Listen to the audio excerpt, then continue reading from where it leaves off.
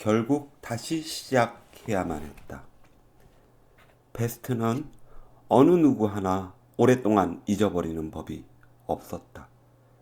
12월 내내 패스트는 시민들의 애간장을 태우고 화장터, 화덕을 불붙게 하고 수용소를 헛개비 같은 사람들로 가득 차게 하는 등 그 끈질긴 면모를 조금도 바꾸지 않았다. 당국에서는 날씨가 차가워지면 병세가 수그러들 것으로 예상했으나 며칠 동안 계속된 첫 추위에도 아랑곳하지 않고 패스트는 여전히 기승을 떨쳤다. 어쩔 수 없이 더 기다려야만 했다. 그렇지만 사람은 너무 오래 기다림에 지치면 아예 기다리지 않게 되고 만다. 그래서 시민 모두가 미래의 희망 없이 나날을 살아갔다. 의사 역시 평화와 우정의 미래를 갖지 못했다. 병원이 하나 더 생겼으므로 리웨는 이제 사람이라고는 환자밖에 대할 수 없을 정도였다. 그런 중에서도 패스트는 점차 폐장성으로 변해갔고 또 환자들도 어느 정도 의사에게 협조하는 경향을 보였다. 그들은 예전의 허탈과 광기에서 벗어나 좀 더 건강한 생각을 갖게 된 것 같았다. 이제 그들은 자신의 이익을 위한 것을 스스로 요구할 줄 알았다. 그들은 줄곧 마실 것을 요구했으며 또 따뜻한 것을 요구했다. 의사로서 피곤하기는 예나 마찬가지였으나 그래도 이런 편이 덜 고독했으므로 좋았다. 12월 하순쯤 리웨는 그때까지도 수용소에 있던 예심 판사 오통 씨로부터 편지 한 통을 받았다. 그 편지에는 자신의 격리 기간이 이미 끝났음에도 불구하고 당국에서 자신의 입소 날짜를 모르기 때문에 부당하게 계속 수용소에 억류되어 있다고 적혀 있었다. 얼마 전에 퇴소한 그의 아내가 당국에 항의를 했으나 그런 착오는 절대로 없다고 오히려 당국에서 큰 소리를 쳤다는 것이다. 리웨는 곧 랑베르에게 중재를 부탁했다. 결국 며칠 후에 오통 씨는 퇴소했다. 실제로 착오가 있었던 것이다. 리웨는 참을 수 없는 분노를 느꼈다. 그러나 오통 씨는 여인 손을 내저으며 누구에게나 실수는 있기 마련이라며 한마디 한마디 힘겹게 말했다. 리웨는 그가 어딘지 모르게 달라졌음을 알 수 있었다. 어쩌시겠습니까, 판사님? 서류가 기다리고 있는걸요? 리웨가 물었다. 글쎄요, 휴가를 얻을까 합니다만 판사가 대답했다. 하긴 쉬셔야겠죠. 아니, 그게 아니고요. 나는 수용소로 다시 돌아가고 싶어요. 리웨는 깜짝 놀랐다. 아니, 수용소에서 바로 어제 나오셨잖아요. 제 말뜻을 이해하지 못하시는군요. 수용소에 자원사무원 자리가 있대요. 판사는 그의 둥근 눈을 이리저리 굴리며 또 한쪽 머리칼을 손가락으로 꾹꾹 눌러 모양을 바로잡았다. 그런 일을 하려는 겁니다. 어리석은 생각일지 모르지만 그래야만 자식놈하고 헤어져 있다는 느낌이 덜 들 테고요. 리웨는 그를 물끄러미 바라보았다. 그토록 냉엄하고 무뚝뚝하던 눈에서 문득 부드러운 빛이 흘러나오는 듯한 느낌을 받았다. 그러나 곧 그의 두 눈은 더 흐려졌으며 맑은 빛은 말끔히 사라져버렸다. 원하신다면 제가 알선해드리죠. 리에가 선선히 말했다. 의사는 정말로 그에게 자원사무원 자리를 알선해 주었다. 그리고 도시는 크리스마스 때까지도 매양 그 상태였다. 타하루는 여전히 침착함을 잃지 않았다. 랑베르는 리웨에게 그 젊은 보초병 2명 덕분에 아내와의 비밀 서신 왕래가 가능해졌다고 말했다. 그는 가끔 아내의 편지를 받아본다고 했다. 그는 리웨에게도 그 방법을 이용하라고 권했다.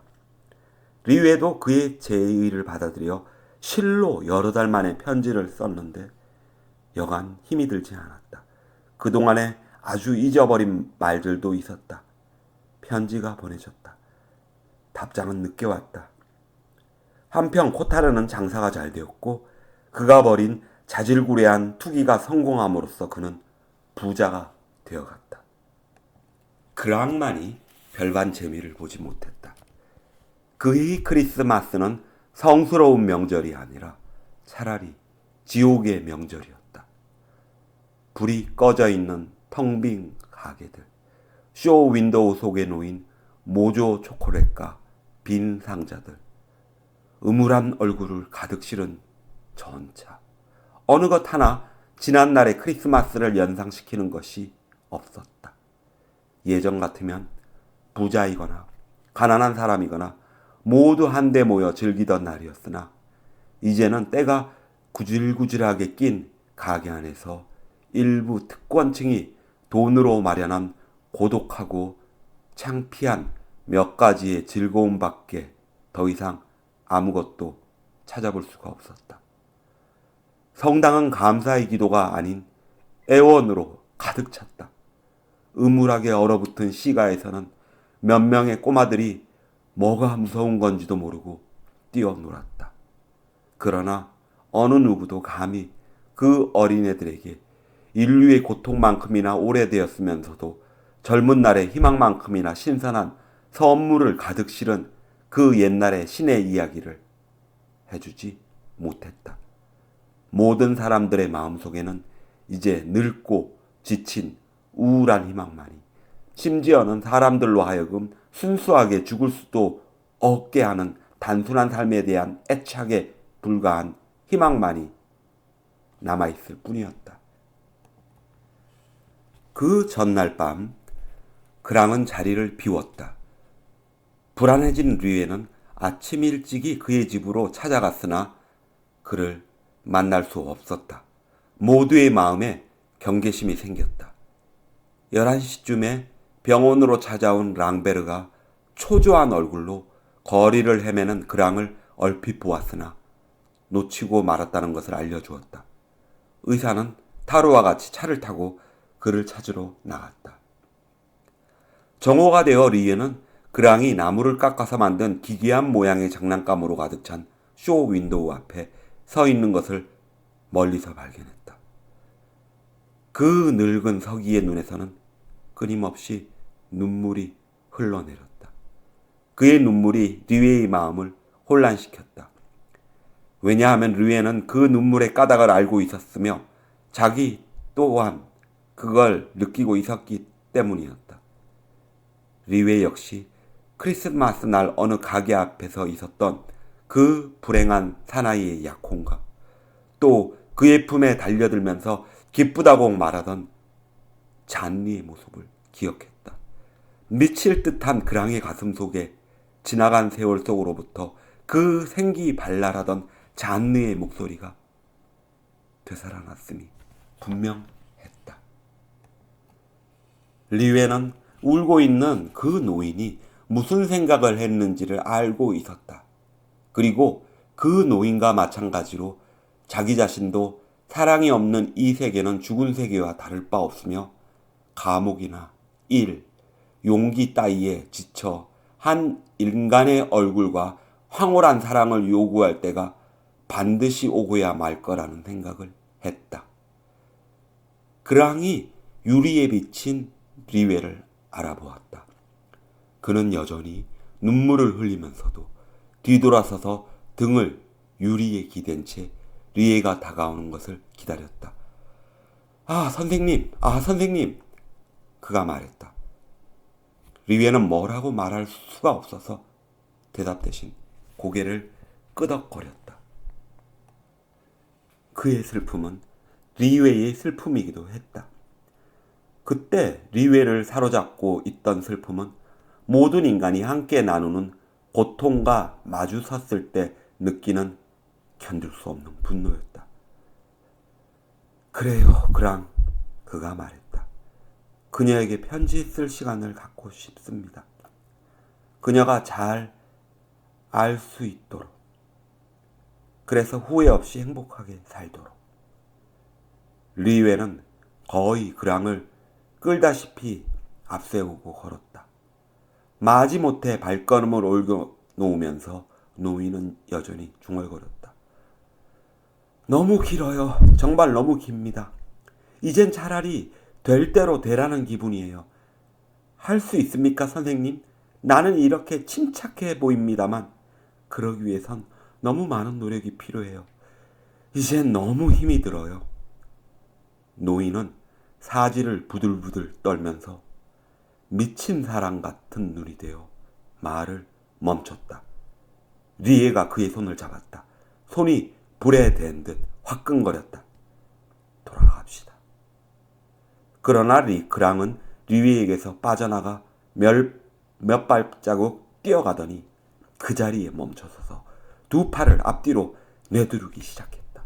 그리고 제자리에 빙그르르 돌더니 결국 차가운 보도 위에 쓰러지고 말았다. 여전히 흘러내리는 눈물로 얼굴을 지저분했다. 지나가던 사람들이 멀찍이서 그 꼴을 보고도 선뜻 다가서지 못했다. 리에는 노인을 두 팔로 부축해 안았다. 침대에 누워진 그랑은 호흡조차 곤란했다. 폐가 이미 병들어 있었던 것이다. 리웨는 깊은 생각에 잠겨 있었다.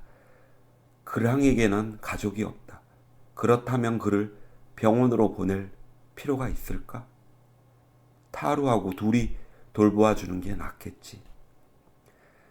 창백한 얼굴에 광채 잃은 눈을 하고 그랑은 베개에 머리를 파묻고 있었다. 그는 타루가 괴짝 쪼가리로 짚혀놓은 벽난로의 가느다란 불길을 바라보고 있었다. 더 나빠지는군요. 그가 말했다. 그가 말을 할 때마다 이미 상해버린 그의 폐에서부터 빠지직거리는 이상한 소리가 새어나왔다. 리웨는 그에게 말을 하지 말라고 이르고 자기는 이만 가보겠다고 했다. 환자는 순간 얼굴에 야릇한 미소를 지으면서 애정 같은 감정을 내보였다. 가까스로 그가 눈을 깜빡거렸다. 만일 내가 이 지경에서 낫게 되면 경의를 표해야죠, 선생님. 그러나 곧 그는 의식을 잃고 말았다. 서너 시간 후에 리웨는 그의 얼굴에 드러난 병세의 진도를 알아차리고 겁이 털어났다. 그러나 환자는 아까보다 더 정신이 또렷해져서 그들에게 이상하게도 몹시 허전한 목소리로 서랍에 넣어둔 원고를 가져다 달라고 부탁했다. 타루가 그 종이 뭉치를 갖다 주자 그는 그것들을 가슴에 꼭 껴안았다가는 리에에게 내주면서 읽어달라는 몸집을 해 보였다. 그것은 50매가량 되는 원고였다. 리웨는 그것을 둘러보면서 그것이 모두 똑같은 문장을 수없이 다시 쓰고 고치고 지우고 그런 것들에 불과하다는 걸 알았다. 끊임없이 5월이니 말을 탄 여인이니 숲의 지름길이니 하는 말들이 쏟아져 나와서 여러 가지 방법으로 배열되어 있었다. 거기엔 또 여러 가지 설명이 붙어 있었다. 어떤 때는 엄청나게 길기도 했고 정정문도 들어 있었다. 그러나 맨 끝 페이지 마지막 부분에는 정성 들여 쓴 글씨로 나의 사랑하는 잔느, 오늘은 크리스마스요 라는 말이 아직도 잉크빛이 새롭게 쉬어 있었다. 읽어주십시오. 그랑이 말했다. 그래서 리웨는 그걸 읽었다. 5월의 어느 화창한 아침나절 어떤 날씬한 여인이 화사한 밤색 털에 앞말을 타고 꽃에 둘러싸여 숲의 오솔길을 달리고 있었다. 그건가요? 뜨거운 목소리로 노인이 물었다. 아, 노인이 흥분해서 말했다. 그래, 맞아. 화창한. 그 말이 아무래도 어울리지 않는군요. 리에가 이불 위에 놓인 그의 손을 잡았다. 놔두십시오, 선생님. 제겐 이제 시간이 없을 거예요. 가까스로 그의 가슴이 부풀어 오르더니 벼랑간 소리를 내질렀다.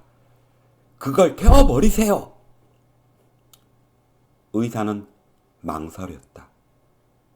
그러나 그랑이 하도 사납게 게다가 몹시 괴로운 목소리로 그 명령을 반복했으므로 리웨는 하는 수 없이 그 원고 뭉치를 꺼내 꺼져가는 불길 속으로 던져 넣었다. 방안이 갑자기 밝아지고 잠시 동안 그 열기로 따뜻했다.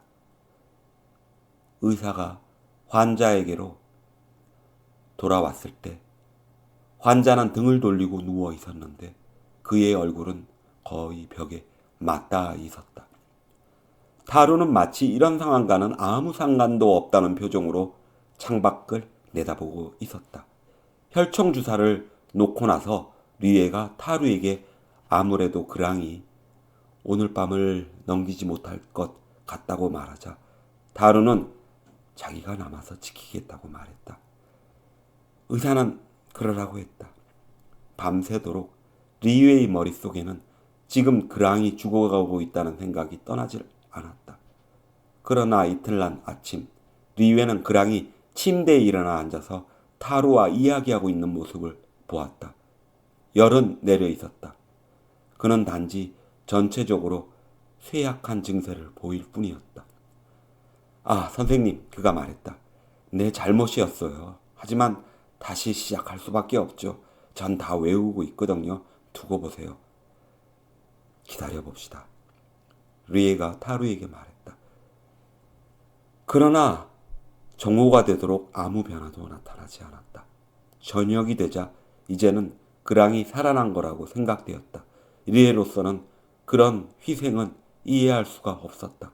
그러나 같은 시기에 이보다 조금 늦게 리웨에게 인도되어 온 한 환자가 있었는데 리웨는 그 환자가 절망적이라고 보고 병원에 격리시켰다.